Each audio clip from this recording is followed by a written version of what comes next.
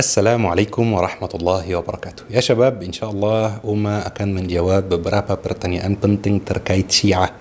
Kenapa kira-kira Syiah membenci sahabat Rasulullah sallallahu alaihi wasallam, membenci Abu Bakar As-Siddiq, membenci Umar bin Khattab, dan yang lebih aneh lagi, kenapa Syiah membenci istri Rasulullah sallallahu alaihi wasallam, As-Sayyidah Aisyah, istri serumah dengan Rasulullah. Rasulullah telah memilihnya sebagai istri. Kenapa mereka benci dengan Sayyidah Aisyah? Apa alasannya? Kira-kira ada nggak alasan yang masuk akal dari narasi Syiah? InsyaAllah kita akan membahas dan Uma akan menjawab semua pertanyaan ini dalam kajian sejarah. تعلمت عنك الكثير فأرجو استقام الخطى والمسير. Sebelum kita membahas apapun tentang Syiah, kita harus ketahui dulu bahawa Syiah itu bukan satu kelompok. Tidak ada satu kelompok gitu yang namanya Syiah. Syiah itu puluhan kelompok, bahkan ratusan kelompok. Banyak kelompok di Syiah. Maka kita harus tentukan dulu, kita ini membahas Syiah yang mana. Syiah itu banyak kelompok.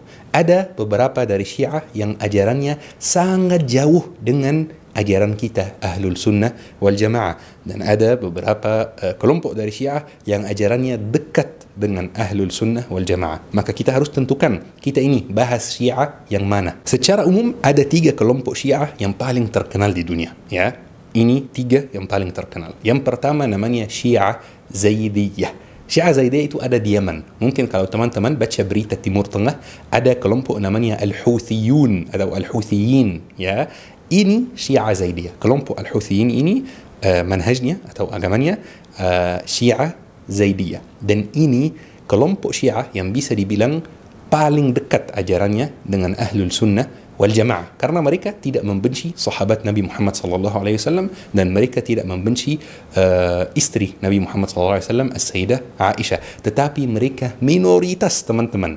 Tidak sampai 1% dari jumlah Syiah yang ada di dunia. Ini kelompok yang pertama, dan bukan ini yang kita akan bahas hari ini. Ada kelompok yang kedua, namanya Syiah Ismailiyah. Dan ini Uma sudah bahas di kajian sejarah yang lain. Ini kelompok Syiah yang paling jauh ajarannya dari ajaran Ahlul Sunnah wal Jamaah, dari ajaran Islam. Dan bukan ini yang akan dibahas hari ini juga, karena mereka juga minoritas. Kemudian ada kelompok yang ketiga, teman-teman, yaitu Syiah Ithna Ashriyah, Syiah ke-12. Dan ini Syiah mayoritas, teman-teman.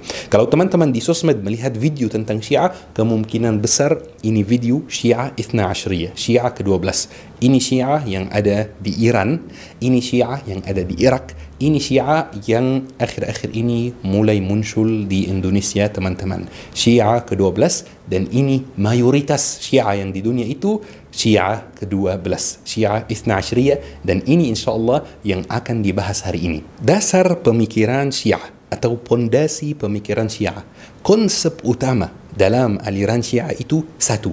Ini konsep utama. Syiah itu dibangun atas pondasi tersebut, atas konsep tersebut. Apa konsep tersebut? Konsepnya adalah yang berhak jadi khalifah setelah Nabi Muhammad SAW meninggal dunia adalah Ali bin Abi Talib dan keturunannya. Misalnya Ali bin Abi Talib, terus Al-Hasan, terus Al-Husain, dan seterusnya. Tidak boleh ada yang menjadi khalifah kecuali dari keturunan Ali bin Abi Talib. Dan menurut Syiah, Rasulullah sallallahu alaihi wasallam sudah mewasiatkan kepada sahabatnya bahawa yang menjadi penerus Rasulullah, khalifah Rasulullah adalah Ali bin Abi Talib. Dan ini tidak benar, pasti Rasulullah tidak mewasiatkan khilafah atau tidak mewasiatkan kepemimpinan kepada siapapun. Rasulullah membuka pintunya secara lebar. Yang baik, yang bertanggung jawab, yang berhak, silahkan jadi pemimpin umat Islam. Bukan berdasarkan keturunan, karena Islam itu bukan dinasti, bukan kerajaan. Dan menurut Syiah ke-12, dan kalau kita melihat namanya Syiah ke-12. Kenapa angka ke-12? Karena mereka percaya pada 12 imam. Mereka percaya bahawa ada 12 imam yang berhak jadi khalifah setelah Nabi Muhammad SAW meninggal dunia. Imam yang pertama adalah Ali bin Abi Talib. Imam yang kedua adalah Al-Hasan. Imam yang ketiga adalah Al-Husain. Imam yang keempat adalah Ali Zainul Abidin. Imam yang kelima adalah Muhammad Al-Baqir. Imam yang keenam adalah Ja'far As-Sadiq. Imam yang ketujuh adalah Musa Al-Qazim. Imam yang kedelapan adalah Ali Ar-Ridha. Imam yang kesembilan adalah Muhammad Al-Jawad. Imam yang ke-10 adalah Ali Al-Hadi, ya. Imam yang ke-11 itulah Al-Hasan Al-Askari. Imam yang ke-12 adalah Muhammad Al-Mahdi, dan Muhammad Al-Mahdi ini menurut Syiah adalah Imam Al-Mahdi. Imam Al-Mahdi yang kita semua ketahui adalah Muhammad Al-Mahdi menurut Syiah ke-12 ini. Dan menurut mereka Imam Muhammad Al-Mahdi itu belum muncul, masih tersembunyi, dan dia akan muncul pada suatu saat untuk menyelamatkan umat Islam menurut Syiah. Makanya teman-teman, mereka sebut Imam Al-Mahdi Al-Muntazar. Teman-teman jangan pakai istilah Al-Muntazar itu. Al-Muntazar itu artinya yang ditunggu-tunggu. Kita Ahlus Sunnah wal Jamaah tidak menunggu Imam Al-Mahdi. Kalau Imam Al-Mahdi muncul, alhamdulillah kita bayat kepada Imam Al-Mahdi. Tetapi kita tidak tunggu-tunggu Imam Al-Mahdi, tetapi Syiah menunggu Imam Al-Mahdi, dan setiap perayaan mereka teriak-teriak memanggil Imam Al-Mahdi supaya datang. Makanya kita Ahlus Sunnah wal Jamaah istilah yang kita bisa pakai adalah Imam Al-Mahdi, bukan Al-Mahdi Al-Muntazar. Kata Al-Muntazar itu istilah Syiah. Selain 12 imam itu teman-teman, menurut Syiah tidak boleh ada yang menjadi pemimpin umat Islam. Jadi otomatis menurut Syiah para sahabat, khususnya Abu Bakar As-Siddiq dan Umar bin Khattab, merebut kekuasaan yang menjadi hak Ali bin Abi Thalib. Mereka merebut kekuasaan dari Ali bin Abi Thalib. Mereka memaksa umat Islam untuk menerima Abu Bakar As-Siddiq sebagai khalifah. Tetapi ini semuanya tidak benar. Kita semua ketahui bahwa Muhajirin dan Ansar berkumpul di Thaqifat Bani Sa'idah setelah Rasulullah meninggal dunia, dan ini Umar sudah jelaskan di kajian-kajian sebelumnya. Muhajirin dan Ansar berkumpul di Thaqifah Bani Sa'idah dan bermusyawarah siapa yang berhak jadi khalifah, dan mereka semua sepakat bahwa yang berhak jadi khalifah adalah Abu Bakar As-Siddiq, teman-teman. Tetapi versi Syiah, Abu Bakar As-Siddiq dipilih menjadi khalifah bukan dengan musyawarah, tetapi dengan paksaan. Abu Bakar As-Siddiq menutupi semua hadis di mana Rasulullah mewasiatkan bahwa Ali bin Abi Thalib yang berhak jadi khalifah, bahkan memaksa semua sahabat yang lain untuk menerima dirinya untuk menjadi khalifah, dan ganggu sahabat yang tidak menerima Abu Bakar As-Siddiq sebagai khalifah. Ini versi Syiah, teman-teman. Makanya mereka benci dengan Abu Bakar As-Siddiq. Tapi bagaimana dengan Umar bin Khattab? Syiah juga benci dengan Umar bin Khattab karena menurut Syiah Umar bin Khattab membantu Abu Bakar As-Siddiq merebut kekuasaan dari Ali bin Abi Thalib. Bahkan menurut mereka ada satu cerita yang sangat aneh. Umar bin Khattab dikirim oleh Abu Bakar As-Siddiq ke rumah Fatimah, anak Rasulullah sallallahu alaihi wasallam, untuk memaksa dia bayat kepada Abu Bakar As-Siddiq. Dan ketika Umar bin Khattab sampai rumah Fatimah, Umar bin Khattab dorong pintunya dengan keras karena Fatimah tidak mau buka pintu. Dan kebetulan di pintu ini ada paku. Paku ini masuk tusuk perut Fatimah yang lagi hamil waktu itu. Dan ini tidak benar. Fatimah tidak hamil waktu itu. Yang lagi hamil waktu itu membawa saudara Al-Hasan dan Al-Husain, namanya Muhsin menurut Syiah, dan kehamilannya itu gugur gara-gara Umar bin Khattab dorong pintunya dan paku ini masuk ke perut Sayyidah Fatimah. Makanya mereka juga membenci Umar bin Khattab. Ini cerita yang terasa dari alam lain, teman-teman. Tidak ada dalilnya dan tidak ada sumber apapun dalam sejarah, tidak ada yang menceritakan hal seperti itu. Masa mereka membenci Abu Bakar As-Siddiq? Abu Bakar As-Siddiq orang yang menemani Rasulullah sallallahu alaihi wasallam saat hijrah.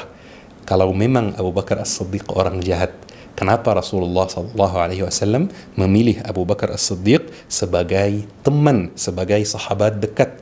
Kenapa Rasulullah sallallahu alaihi wasallam menikah dengan anak Abu Bakar As-Siddiq? Rasulullah sallallahu alaihi wasallam bersabda, "Law wuzina iman Abi Bakr bi imani ahli al-ard, la rajahat kaffatu Abi Bakr." Seandainya keimanan Abu Bakar As-Siddiq ditimbang dengan keimanan semua penduduk bumi, maka sungguh keimanan Abu Bakar As-Siddiq lebih berat dibanding semua keimanan penduduk bumi. Mohon maaf, ini berarti Rasulullah tidak bisa memilih teman? Na'udzubillah min zalik. Na'udzubillah. Rasulullah manusia maksum. Masa Rasulullah tidak bisa memilih sahabat dekatnya? Kalau Abu Bakar As-Siddiq orang buruk, kenapa Ali bin Abi Thalib bayat kepada Abu Bakar As-Siddiq? Tercatat dalam sejarah, tercatat dalam buku kita Ahlussunnah wal Jamaah dan buku Syiah juga bahwa Ali bin Abi Thalib bayat kepada Abu Bakar As-Siddiq. Ali bin Abi Thalib yang terkenal dengan keberaniannya, yang terkenal dengan kekuatan yang luar biasa. Kenapa bisa terpaksa bayat kepada Abu Bakar As-Siddiq? Ini bukan terpaksa. Ali bin Abi Thalib bayat kepada Abu Bakar As-Siddiq dengan sukarela. Kalau memang Umar bin Khattab orang buruk, kenapa Rasulullah SAW bersabda, "Lau kana ba'di nabiyyan lakana Umar." Seandainya setelah aku ada nabi, maka Umar akan menjadi nabi. Kenapa Rasulullah SAW bersabda, "Inna Allah wada'a al-haqqa ala lisani Umar yaqulu bih." Allah Subhanahu wa taala meletakkan kebenaran di atas lisan Umar. Pertanyaan yang belum ada jawabannya sampai hari ini. Kenapa Ali bin Abi Thalib diam ketika istrinya dikasari? Kenapa Ali bin Abi Thalib diam ketika istrinya kehamilannya digugurkan? Kalau memang kehamilannya digugurkan, kalau memang dikasari. Karena tidak pernah dikasari, tidak pernah menggugurkan kehamilannya. Ini semuanya cerita palsu. Kenapa Ali bin Abi Thalib diam? Ali bin Abi Thalib itu sahabat yang terkenal dengan keberanian yang luar biasa, teman-teman. Terkenal dengan kekuatan yang luar biasa. Di salah satu perang, di salah satu ghazwah, umat Islam kelilingi sebuah kastel milik orang Yahudi. Kelilingi kastel tersebut. Kemudian tidak ada yang bisa masuk kastel ini karena pintu kastel ini sangat besar dan sangat berat. Ali bin Abi Thalib pegang pintu kastel ini dan lepas pintu kastel dari tempatnya, angkat pintu kastel itu sendiri, teman-teman. Setelah perangnya selesai, ada 60 orang dari sahabat berusaha untuk pegang pintu kastel ini. 60 orang tidak mampu angkat pintunya. Ali bin Abi Thalib angkat sendiri, teman-teman. Luar biasa, Masya Allah. Sangat kuat, teman-teman. Kenapa Ali bin Abi Thalib yang sangat berani, yang sangat kuat, kalau memang istrinya dikasari, kenapa diam? Kenapa tidak membalas? Cerita-cerita yang tidak logika, yang tidak masuk akal, teman-teman. Baik, teman-teman, kita sudah tahu kenapa Syiah membenci sahabat Rasulullah SAW atau mayoritas sahabat Rasulullah SAW. Pertanyaannya sekarang, kenapa Syiah membenci istri Rasulullah SAW atau lebih tepatnya As-Sayyidah Aisyah? Baik, ada banyak tuduhan ya teman-teman. Tuduhan yang pertama itu adalah hadisatul ifk, di mana As-Sayyidah Aisyah dituduh berzina. Na'udzubillah min dzalik. As-Sayyidah Aisyah sangat mulia, sangat suci. Tetapi ayo kita bersama-sama memahami ceritanya, biar kalau ada orang yang menuduh istri Rasulullah seperti itu, kita bisa membalas. Biasanya teman-teman, kalau ada perang atau ada safar keluar kota, Rasulullah memilih salah satu istrinya secara random untuk menemaninya di luar kota. Dan di perang Bani Al-Mustaliq, Rasulullah SAW memilih istrinya secara random, memilih salah satunya. Dan kebetulan yang dipilih adalah As-Sayyidah Aisyah. Maka mereka semua berangkat dan setelah perangnya selesai, mereka balik lagi. Ini rombongan yang sangat besar, teman-teman. Ada makanan, ada minuman, ada banyak unta, ada banyak kuda, ada banyak senjata, dan ada banyak orang juga. Rombongan yang sangat besar. Makanya teman-teman, setiap beberapa jam rombongan tersebut berhenti untuk beristirahat dan kasih minuman kepada unta, kepada kuda yang di sana supaya lebih kuat melanjutkan perjalanannya. Dan dulu teman-teman, kalau ada wanita yang keluar dalam safar seperti ini antara pria-pria, biasanya mereka duduk di atas unta dalam sesuatu yang namanya haudaj. Ya, mungkin bisa editor tambahkan foto haudaj di sini. Itu ibarat box, teman-teman, yang tertutup, yang ditaruh terus diikat di atas unta supaya perempuan, supaya wanita duduk di dalamnya terjaga dari debu, terjaga dari berisik, dan juga supaya duduk santai, duduk bebas, tidak kelihatan oleh pria yang non-mahram. Ketika rombongan itu balik dan mereka berhenti istirahat, teman-teman. Jadi As-Sayyidah Aisyah keluar dari haudaj karena ada urusan, misalnya buang air kecil, buang air besar, biasanya agak jauh dari rombongan karena nggak ada toilet, betul kan? Jadi pas Al-Sayyidah Aisyah agak jauh buang air besar atau buang air kecil, haudajnya atau rombongannya itu udah mau berangkat, dan orang yang tugasnya mengangkat haudaj itu tidak tahu kalau As-Sayyidah Aisyah keluar dari haudaj, dan As-Sayyidah Aisyah waktu itu berat badannya masih ringan sekali, tidak gemuk ya, tidak gendut. Makanya orang yang tugasnya mengangkat haudaj itu dia nggak tahu kalau As-Sayyidah Aisyah tidak ada di dalam haudaj. Makanya dia angkat haudaj, taruh haudaj di atas unta, dan mereka berangkat meninggalkan As-Sayyidah Aisyah karena mereka sangka kalau As-Sayyidah Aisyah masih di dalam haudaj. Ketika As-Sayyidah Aisyah balik, rombongannya tidak ada. Makanya Sayyidah Aisyah duduk, pasti bentar lagi mereka akan sadar kalau aku nggak ada di dalam haudaj dan mereka akan balik menjemput aku. Sayyidah Aisyah duduk menunggu rombongannya. Dan pas Sayyidah Aisyah duduk, Sayyidah Aisyah ketiduran, teman-teman. Dan pas Sayyidah Aisyah tidur, teman-teman, ada sahabat Rasulullah SAW yang juga mengikuti rombongannya, tetapi mungkin agak telat atau gitu. Namanya Safwan. Dia melihat dari jauh ada wanita yang duduk tidur, maka dia dekati. Pas dia dekati, kalau tidur kan melepaskan cadarnya, ya. Pas dia dekati, dia mengucapkan la ilaha illallah, la haula wala quwata illa billah, supaya wanita sadar ada pria yang non-mahram yang mendekati, supaya dia tutupi wajahnya atau pakai jilbabnya seperti ini.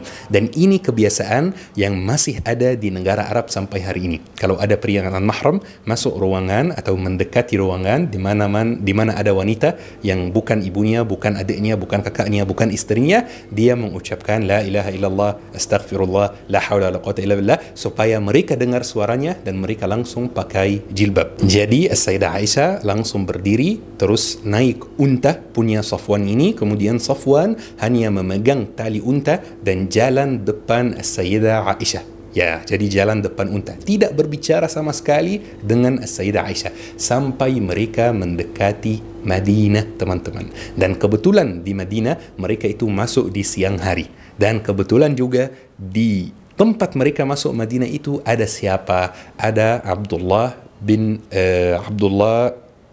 Abi bin Salul, orang yang merupakan kepala orang munafik di Madinah, ketua orang munafik di Madinah, teman-teman, orang yang mengarahkan dan memandu orang-orang munafik. Ketika dia melihat As-Sayyidah Aisyah masuk dan Safwan depan As-Sayyidah Aisyah memandu untanya, pegang tali untanya, langsung Abdullah mengatakan sepertinya ada sesuatu yang terjadi antara mereka berdua. La ilaha illallah.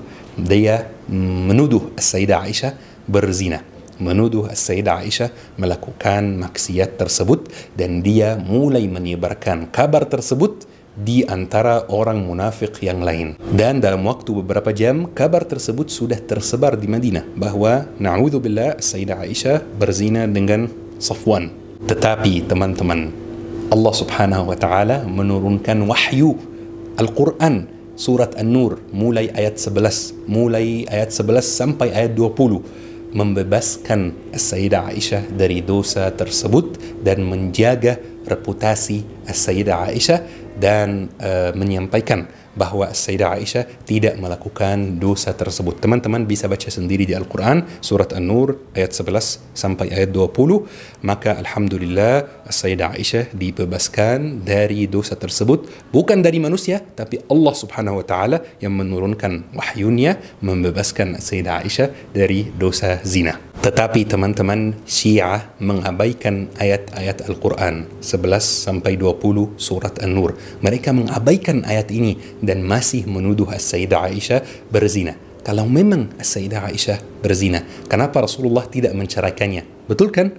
Kalau memang Sayyidah Aisyah melakukan dosa tersebut, kenapa masuk Madinah dengan Safwan di siang hari? Biasanya orang yang melakukan dosa ini biasanya mau sembunyi-sembunyi di malam hari ketika semua orang tidur. Kenapa masuk di siang hari? Ada juga teman-teman satu tuduhan lagi yang Syiah sebarkan, dan menurut saya tuduhan ini agak aneh dan agak lucu. Katanya Sayyidah Aisyah bekerja sama dengan Sayyidah Hafsah dan Sayyidina Abu Bakar As-Siddiq, dan mereka taruh racun di obat Rasulullah sallallahu alaihi wasallam sebelum Rasulullah meninggal dunia. Jadi Rasulullah makan obatnya yang sudah dicampur dengan racun, maka Rasulullah meninggal dunia. Jadi menurut mereka Sayyidah Aisyah meracuni Rasulullah sallallahu alaihi wasallam. La ilaha illallah. Ini teman-teman hanya dua tuduhan, dua alasan kenapa Syiah membenci Sayyidah Aisyah, dan masih ada sekitar 3 atau 4 tuduhan yang lain. Tetapi pembahasannya lebih panjang, dan biar juga kajian terasa ringan, tidak berat ya, kita cukup membahas 2 tuduhan ini saja. Teman-teman, kita sudah menjelaskan isi pembahasannya, tetapi ada satu hal yang merupakan pesan dan permintaan dari saya. Tolong jangan saling caci maki di komentar. Tolong jangan saling mengkafirkan di komentar. Mau menyampaikan pendapat, boleh, tidak apa-apa, tidak ada masalah. Mau mengkritik pendapat lain, boleh, tidak ada masalah. Mau mengkritik pendapat umat sendiri, boleh, tidak ada masalah. Tetapi jangan saling mencaci maki, jangan saling mengkafirkan. Khususnya mengkafirkan itu, soalnya menyebut satu orang dengan panggilan kafir itu hal yang sangat berat, teman-teman. Rasulullah sallallahu alaihi wasallam bersabda, "Man qala li akhihi ya kafir faqad ba'a biha ahaduhuma." Barang siapa yang panggil saudaranya ya kafir, panggil saudaranya wahai kafir, maka pasti salah satunya kafir. Jika saudaranya memang kafir, khalas, sudah dia kafir. Tetapi jika saudaranya ternyata bukan kafir, ternyata itu tuduhan, ternyata tidak benar dia kafir, maka yang panggil itu dialah yang kafir. Ya Allah, teman-teman, sangat bahaya. Kenapa? Karena bisa jadi kita panggil satu orang, kamu kafir, tetapi ternyata dia nggak kafir. Di sisi Allah, di mata Allah, dia nggak kafir. Ternyata kita yang kafir. Kita mengkafirkan diri sendiri dengan hal tersebut. Maka hal tersebut sangat bahaya, teman-teman. Bisa jadi kita sholat, puasa, infak, kita berbuat kebaikan, nanti di akhirat ternyata semua amalan kita ini tertolak karena kita kafir, karena kita memang nggak muslim. Kok bisa nggak muslim? Iya, karena pernah suatu hari panggil saudara dengan kafir, dan ternyata saudara yang dipanggil kafir itu bukan kafir. Maka kekafiran itu balik ke kita. Kenapa ada yang mau membahayakan akhiratnya dan sembarangan memanggil orang lain kafir, memanggil kelompok lain kafir? Memang ada beberapa kelompok yang kafir, memang ada beberapa orang yang kafir, tetapi pesan saya, ini bukan tugas antum, teman-teman, bukan tugas antum. Biarkan hal ini kepada ulama.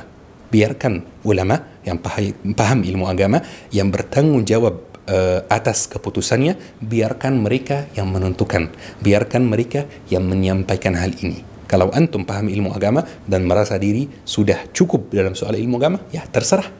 Tetapi harus siap bertanggung jawab atas setiap statement yang kita keluarkan, atas setiap pernyataan yang kita keluarkan. Semoga insyaAllah kita bisa menjaga akidah kita, Ahlus Sunnah wal Jamaah. Semoga kita dijauhkan dari akidah-akidah yang menyimpang.